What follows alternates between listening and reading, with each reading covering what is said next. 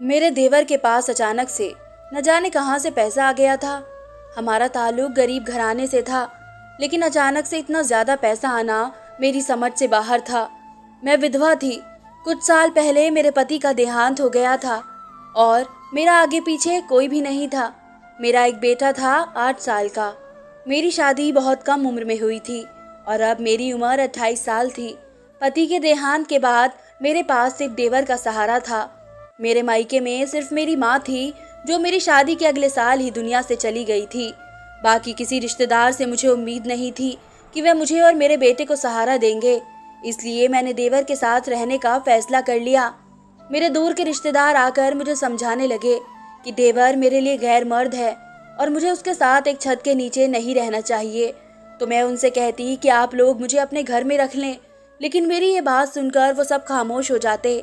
आज के ज़माने में कोई किसी का बोझ नहीं उठाता, लेकिन मेरे देवर ने मुझसे वादा किया कि वह मेरा और मेरे बेटे का सहारा बनेगा।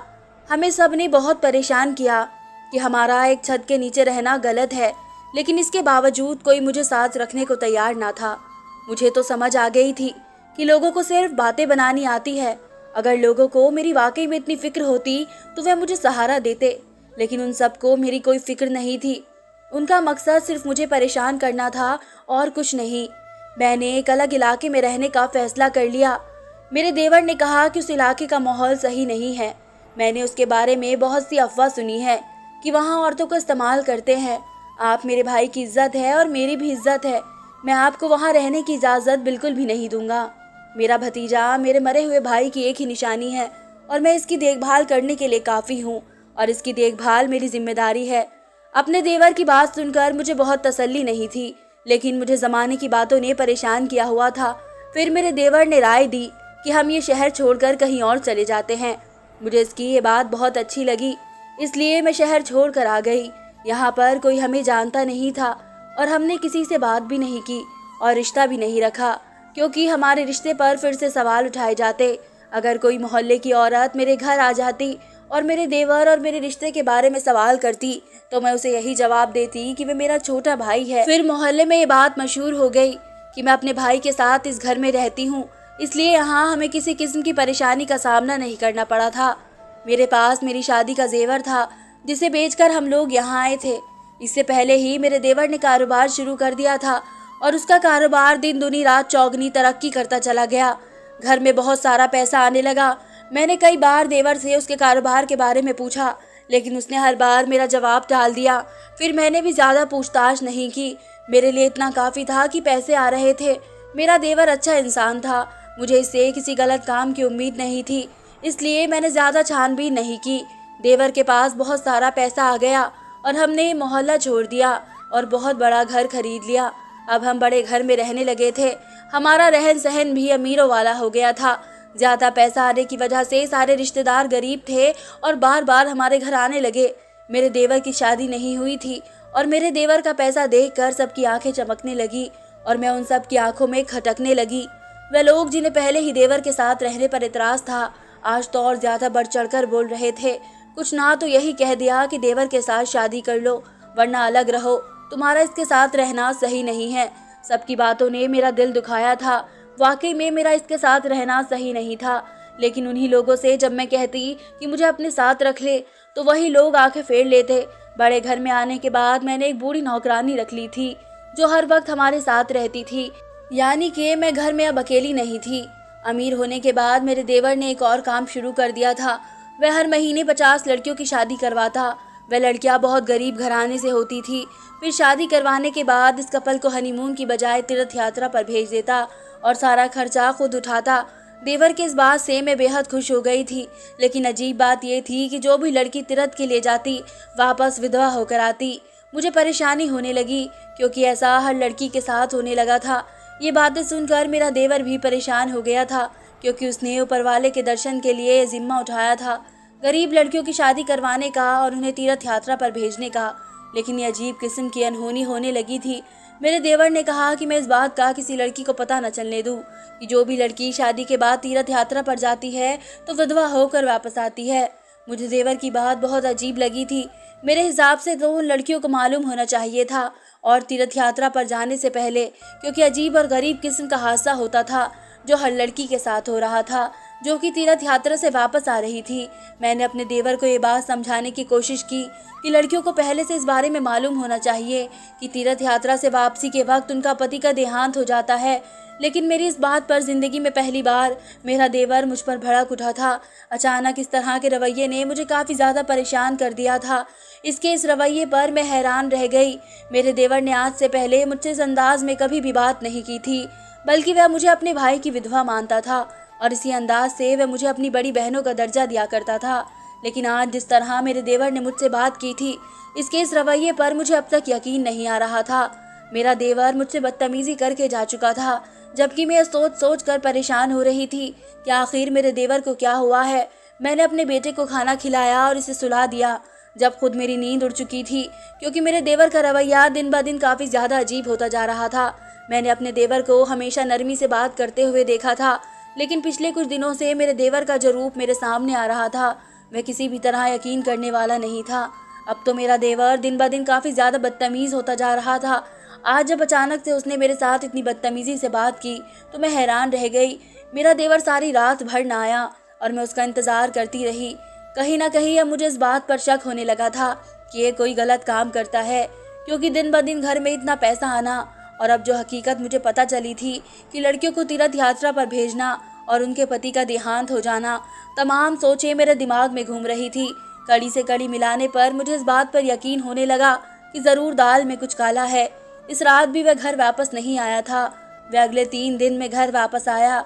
मुझे अब काफ़ी परेशानी होने लगी थी कि आखिर मेरा देवर गया तो कहाँ गया, क्योंकि आज से पहले ऐसा कभी नहीं हुआ था कि मेरा देवर 3-3 दिन तक घर वापस ना आए। मैं इसी सिलसिले में सोच रही थी कि अचानक से कमरे का दरवाज़ा खुला। मैंने अपने कमरे में से बाहर आकर देखा, मेरा 8 साल का बेटा अपने स्कूल गया हुआ था। तकरीबन दिन का वक्त था। दिन के इस वक्त मेरा देवर कभी भी मेरे कमरे में नहीं आता था, लेकिन आज इस हालत में वह मेरे कमरे में आया था। उसे देखकर मैं हैरान रह गई, क्योंकि मेरा देवर शराब के नशे में धुत था। मैंने आज तक अपने देवर को किसी गलत चीज़ को हाथ लगाते हुए भी नहीं देखा था। इस वजह से मेरे लिए काफ़ी बड़ा झटका था कि मेरा देवर शराब पीकर आया है। मेरे देवर के कदम लड़खड़ा रहे थे और वह मेरी तरफ बढ़ रहा था। मैं हैरान और परेशान थी, इसका एक एक अंदाज देख रही थी। जब वह अचानक ही मेरे पास आया और आते ही मेरे कदमों में गिर गया, मैं हैरान रह गई कि भला इसे अब क्या हो गया है। इसकी हालत काफ़ी ज़्यादा ख़राब थी। शायद उसने बहुत ज़्यादा शराब पी रखी थी कि वह बिल्कुल भी अपने होश में नहीं था। मेरे कदमों में गिरते हुए अचानक से वह फूट फूट कर रोने लगा। मैं हैरान परेशान रह गई कि वह रो क्यों रहा था, जबकि रोते रोते ही वह वहीं बेहोश हो गया। यानी दोपहर के इस वक्त मेरे कमरे में आकर बेहोश हो गया था, और अगर कोई इस तरह से उसे मेरे कमरे में देख लेता तो शायद मेरी इज्जत का जनाजा निकल जाता। इस वक्त घर में वो और मैं अकेले थे। जो नौकरानी मैंने रखी थी आज वह छुट्टी पर थी। अब मुझे समझ नहीं आ रहा था मैं उसे किस तरीके से अपने कमरे से बाहर निकालूं, लेकिन जो भी था मुझे हर हाल में उसे अपने कमरे से बाहर निकालना ही था। मैंने जैसे तैसे करके इसे घसीटते हुए अपने कमरे से बाहर निकाला। वह अच्छा खासा मर्द था, भला मुझ जैसी कमज़ोर औरत से कैसे संभाला जाता। जैसे तैसे करके मैंने उसे उसके कमरे तक पहुंचाया और उसे मैं फर्श पर लिटाकर खुद अपने कमरे में आ गई। इसके कमरे का दरवाज़ा मैं पहले ही लॉक कर चुकी थी, जबकि मेरे बेटे के स्कूल से वापसी का वक्त हो चुका था। अब मुझे अपने बेटे को लेने के लिए स्कूल जाना था। देवर के कमरे को मैंने ताला लगा दिया था ताकि ऐसी हालत में वे कहीं भी ना जा सके, और खुद मैं परेशान थी। अपने बेटे के स्कूल चली गई। बेटे को स्कूल से लेकर जब मैं वापस घर आई तो मेरा देवर अभी तक अपने कमरे में लॉक था। अपने बेटे को नहलाने के बाद मैंने उसे खाना खिलाया और वह ट्यूशन पढ़ने के लिए चला गया। इसके ट्यूशन जाते ही मैंने देवर के कमरे का ताला खोला तो देखा वह अब तक वैसे ही बेहोश पड़ा था। अब मुझे इसकी हालत पर हैरानी होने लगी थी, क्योंकि वह काफ़ी वक्त से ऐसे ही बेहोश पड़ा था। शायद शराब का नशा बहुत ज़्यादा था, जिसकी वजह से वह अपने होश में नहीं आ पा रहा था। मुझे समझ नहीं आ रहा था कि मैं क्या करूं कि जिससे वह होश में आ जाए। फिर अचानक से मुझे एक ख्याल आया और मैंने फ़ौरन वही किया जो मेरे दिमाग में आया।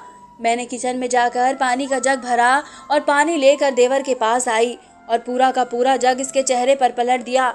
वह एकदम ही पानी गिरने की वजह से हड़बड़ा कर उठ बैठा, लेकिन अभी भी वह पूरी तरह से होश में नहीं था। मैंने उससे कहा कि फ़िलहाल तुम बेड पर सो जाओ, जब तुम होश में आओगे तब मैं तुमसे बात करूंगी। मेरा देवर शायद वाकई में होश में नहीं था, इसी वजह से वह सर हिलाता बेड की तरफ बढ़ गया। इसके कदम लड़खड़ा रहे थे, जबकि इसकी हालत देखकर मुझे अब रोना आने लगा था। सारा दिन गुजर गया लेकिन मेरे देवर को पूरी तरह होश नहीं आया। इसकी हालत देखकर यह अंदाज़ा लगाया जा सकता था कि आज इसने पहली बार शराब पी थी, क्योंकि अगर वह इस चीज़ का आदी होता तो यकीनन इस पर इतना गहरा असर न होता। तकरीबन रात के 12 बजे अचानक से मेरे कमरे का दरवाज़ा किसी ने खटखटाया तो मैं अपनी जगह से उछल पड़ी। मेरा बेटा जो कि सो चुका था, मैंने एक नज़र उसको देखा और एक नज़र दरवाजे को। मुझे कहीं ना कहीं यकीन था कि दरवाजे पर मेरा देवर ही होगा, क्योंकि सारा दिन बीत चुका था तो मुझे इस बात का यकीन था कि अब मेरे देवर का नशा उतर चुका होगा। अब मुझे हर हाल में इससे वजह जाननी थी कि आखिर वह क्या करता फिर रहा है। मैं धीरे से उतरी और अपने बेटे के आराम का ख्याल करते हुए धीमे कदमों से दरवाजे की तरफ बढ़ी। आहिस्ता से दरवाजे की कुंडी खोलने के बाद मैंने बाहर झांका तो मेरा देवर ही बाहर खड़ा था, लेकिन वह दोपहर के मामले में इस वक्त बेहद अलग हुलिये में था। इसकी नज़रें झुकी हुई थी, बाल गीले थे, अलग हुलिये में था। यकीनन वह शॉवर लेकर वहां पहुंचा था और इसकी झुकी नज़रें इस बात का इकरार कर रही थी कि वह अपने किए पर शर्मिंदा है। लेकिन फ़िलहाल मुझे इसकी शर्मिंदगी की बिल्कुल ज़रूरत नहीं थी, बल्कि मुझे इस बात को जानना था कि आज उसने इतना घटिया काम किया तो क्यों किया। मैंने उससे पूछा, तुमने आज शराब पी थी? जबकि मेरी इस बात पर वह मेरी तरफ देखने लगा। उसकी आंखें सुर्ख हो रही थी। उसने धीरे से सर हिलाया। ये बात तो मैं पहले ही समझ चुकी थी कि वह शराब पीकर आया है। वह तो बस मैं इसके मुंह से सुनना चाह रही थी। जैसे ही उसने सर हिलाया मुझे अब बहुत गुस्सा आने लगा। मैंने उससे पूछा, क्यों पी थी तुमने शराब? तो वह मुझे देखकर नजरें न मिला पाया, शर्म के मारे नजर झुका गया। मैंने उससे दोबारा पूछा कि आखिर तुमने शराब क्यों पी थी? मेरी बात सुनकर मेरा देवर अपना सर झुकाकर कहने लगा कि मैंने जानबूझकर शराब नहीं पी थी, वो तो मेरे दोस्तों ने मुझे ये कहकर पिला दी थी। ये सिर्फ एक सादा सा शरबत है। मुझे नहीं पता था मेरे अमीर दोस्त मुझे कोई नशा और दवाई मिलाकर पिला देंगे। मुझे इस बात का बिल्कुल भी अंदाज़ा नहीं था। अगर मुझे ज़रा भी अंदाज़ा होता तो यकीनन मैं वो जूस हरगिज़ ना पीता। मुझे अपने देवर की इस बात पर यकीन आ गया था, क्योंकि ये बात तो मैं पहले दिन से ही जानती थी कि मेरा देवर बिल्कुल गलत इंसान नहीं है। वह बिल्कुल मेरे बच्चों की तरह था। पूरे 8 साल तक मैंने उसे अपने बच्चों की तरह ही देखभाल की थी और वह भी मुझे अपनी बड़ी बहन का रुतबा देता था। मैंने उसे बड़ी बहन होने के नाते समझाया कि तुम इस तरह के अमीर दोस्तों से दोस्ती ख़त्म कर दो। लेकिन मेरी ये बात सुनकर उसने अचानक से अपना सर उठाया और जिन नज़रों से उसने मुझे देखा वो एक पल के लिए मुझे हैरान कर गई। और फिर जब वह बोला तो उसके अल्फाज मुझे हैरान कर गए।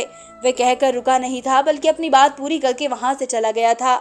जाते जाते ये भी कह गया था कि वह अब तकरीबन 1 हफ्ते तक घर नहीं आ सकेगा और 1 हफ्ते में इसे एक बहुत बड़ा प्रोजेक्ट मिला है जिसे उसे पूरा करना है। मैं इससे पूछना चाहती थी कि आखिर वह क्या काम करता है जिसकी बदौलत उसके पास इतना पैसा आ रहा है, और ये कौन सा प्रोजेक्ट है जिसे इसे 1 हफ्ते के अंदर ही पूरा करना है।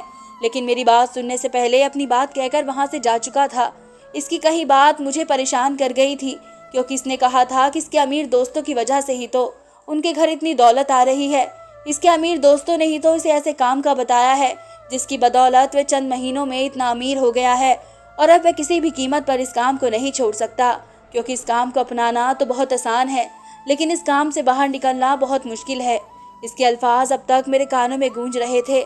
आज पूरे 3 दिन गुजर चुके थे लेकिन मेरे देवर का कोई अता पता नहीं था। मुझे नहीं पता था कि मेरा देवर आखिर कहाँ गया और वह क्या काम कर रहा है जिसकी वजह से इसे चंद महीनों में इतने पैसे मिल रहे हैं। मैं हैरान परेशान थी, बस ये सोचती रही कि आखिर वैसा कौन सा काम करता है, लेकिन जवाब ना मिला। ठीक 1 हफ्ते बाद जो मेरा देवर घर वापस आया तो मैंने उससे पूछा कि आखिर वे 1 हफ्ते तक कहाँ था, तो उसने मुझे बताया कि वे 1 हफ्ते से दुबई गया हुआ था। इसकी ये बात सुनकर मुझे हैरत का झटका लगा, क्योंकि उसने तो मुझे बताया ही नहीं था कि वह शहर से बाहर जा रहा है, और ज़िंदगी में ऐसा पहली बार हुआ था वह मुल्क से बाहर गया था, क्योंकि आज से पहले तो वह मुल्क में रहकर ही काम कर रहा था। हाँ, अक्सर वो दूसरे शहर जाता रहता था और मुझे बता कर जाता था कि वह दूसरे शहर जा रहा है काम के सिलसिले में। लेकिन आज जो बात उसने मुझे बताई थी वह मुझे हैरान कर गई थी, क्योंकि दूसरे मुल्क जाना तो इतना आसान काम नहीं था। मुझे नहीं पता था कि मेरा देवर 1 हफ्ता दुबई रहकर आया है, और जब पता चला तो इसकी ये बात सुनकर मुझे वाकई बहुत ज़्यादा हैरत हुई। तो मैंने उससे पूछा कि आखिर 1 हफ्ते में दुबई में क्या कर रहे थे। मेरी बात सुनकर उसने एक बहुत ही खूबसूरत सा सोने का हार मेरे सामने किया, जिसे देखकर मेरी आंखें चुंधिया गई। क्योंकि रात के इस वक्त खूबसूरत लाइट की रोशनी में वह सोने का हार चमक रहा था। इस हार को देखते ही इसकी कीमत का अंदाजा लगाया जा सकता था। शायद नहीं, यकीनन वह बहुत ही महंगा हार था। मैंने अपने देवर से पूछा कि वह ये कहाँ से लाया, तो उसने कहा कि दुबई के शेख ने उसे तोहफे के तौर पर दिया है। तो मुझे उसकी इस बात पर हैरत हुई। भला इतना महंगा तोहफा कोई बिना वजह क्यों देगा? मैंने इससे वजह पूछनी चाहिए तो उसने कहा कि आप आम खाइए, गुठलियां मत गिनिए। ये हार मैं आपके लिए लाया हूँ, तो बेहतर है इसे मेरी तरफ से तोहफा समझ कर रख लें। लेकिन मैंने अपने देवर से साफ इनकार कर दिया और कहा कि जब तक तुम मुझे ये नहीं बताओगे कि तुम क्या काम करते हो, तब तक मैं ये हार नहीं रखूंगी। जबकि मेरी इस धमकी पर मेरा देवर परेशान हो गया और वह हार लेकर वहां से चला गया। मुझे अब हकीकत जाननी थी, क्योंकि आज से पहले मेरे देवर ने कभी मेरा कोई हुक्म नहीं टाला था और आज वह इस तरह वहां से चला गया था बगैर कोई जवाब दिए। वक्त आहिस्ता आहिस्ता बीता जा रहा था और इस सारे मामले को 1 साल गुजर चुका था। अब अक्सर ही मेरा देवर मुल्क से बाहर जाने लगा था, कभी दुबई तो कभी कहीं।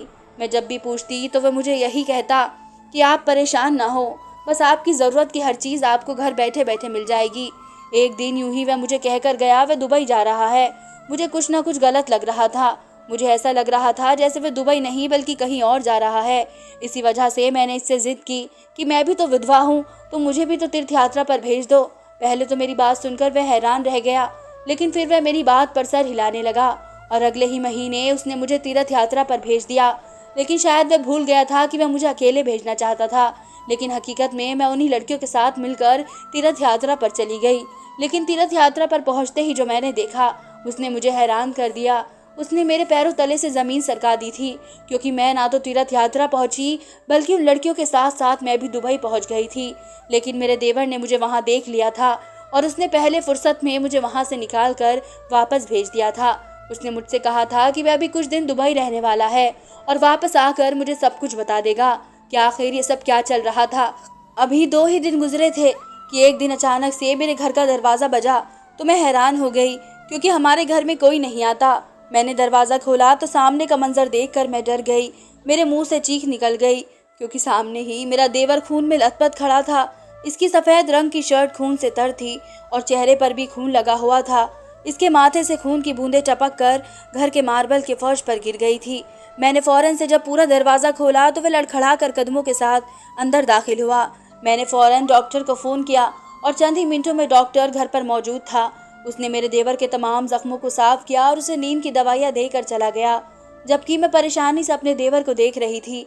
अगले दिन सुबह जब उसकी आंख खुली तो मैंने उससे पूछा कि आखिर क्या हुआ था। वह तो दुबई जाने वाला था, फिर अचानक यूं इस हालत में कैसे? वह मेरी तरफ देखकर मुस्कुराया, कहने लगा कि गलत का अंजाम भी गलत होता है। मैं गलत रास्ते पर चल पड़ा था तो इसकी सज़ा तो भुगतनी थी। मैंने अपने रब से दुआ मांगी थी कि मेरे गुनाहों की सज़ा मुझे इसी दुनिया में मिल जाए। उस दुनिया की सज़ा बहुत मुश्किल होती है जो बर्दाश्त ना हो सके। इस दुनिया में भुगत लो तो बेहतर है, वह रोते हुए बोला। तो मैंने उससे पूछा कि क्या गलत काम करने लग गए थे तुम? तो उसने मुझे बताया कि वह लड़कियों की शादी नहीं करवाता था, बल्कि वह दुबई के गैंग के लिए काम करता था। गरीब घराने की लड़कियों को शादी के जाल में फंसाकर डॉन के आदमियों से उनकी शादी करवाया करता था और शादी के बाद उन्हें तीर्थ यात्रा के नाम पर दुबई भेज दिया जाता था। जैसे ही वह लड़कियां दुबई पहुंचती थी तो उन्हें बेच दिया जाता था। 1 या 1.5 हफ्ते तक उन्हें इस्तेमाल करने के बाद ये कहकर उन्हें वापस भेज दिया जाता कि उनका पति मर चुका है, क्योंकि ये बात तो वह लड़कियां खुद भी नहीं जान पाती थी कि उनके साथ क्या हो रहा है, क्या वही उनके असली पति है या नहीं। उन्हें तो बस ये बताया जाता था कि उनकी शादी इस आदमी से हुई है, लेकिन असल हकीकत दुबई का डॉन वह लड़कियां बेच देता था, जिसकी मुंह मांगी कीमत उसे मिलती थी। इस काम के लिए अलग अलग मुल्कों से लड़कियों का इंतज़ाम किया जाता था और इसी तरह हमारे इलाके से मैं और मेरे वो अमीर दोस्त ये काम करते थे। हम लोग उन गरीब लड़कियों को शादी का लालच देकर दुबई भेज देते थे और वहाँ उनके साथ क्या होता था ये वह लड़कियाँ खुद भी नहीं समझ पाती थी, क्योंकि वह जिन लोगों के साथ रहती थी उन्हें यही होता कि वह उनके पति ही हैं, लेकिन हकीकत में उनके पति नहीं होते थे, बल्कि वह लड़कियाँ उन्हें बेची गई होती थी। मुझे इस बात का एहसास हो गया था। इसी वजह से मैंने उनसे माफ़ी मांग ली थी और दुबई को डॉन को मना कर दिया था कि अब मैं काम नहीं करना चाहता। इस वजह से उसने अपने बंदे भेजकर मुझ पर हमला करवाया और मुझे मारने की कोशिश की, लेकिन जैसे तैसे करके मैं वहाँ से बच गया। अपने देवर की सारी बात सुनकर मुझे अब उससे नफरत महसूस होने लगी थी, क्योंकि वह एक दो नहीं बल्कि कई लड़कियों की ज़िंदगी बर्बाद कर चुका था। फिलहाल मैं उसे माफ़ करने का कोई इरादा नहीं रखती थी। इसी वजह से मैंने पुलिस को फ़ोन कर दिया और उसे पुलिस के हवाले कर दिया। इसके लिए यही सज़ा बेहतर थी, क्योंकि उसने अपना जुर्म कबूल कर लिया था। इसी वजह से इसे उम्र कैद की सज़ा हो गई। मैंने वह घर छोड़ दिया था, क्योंकि वह मेहनत की पैसों की कमाई से नहीं खरीदा गया था। बुरे काम का बुरा ही अंजाम होता है। धन्यवाद दोस्तों।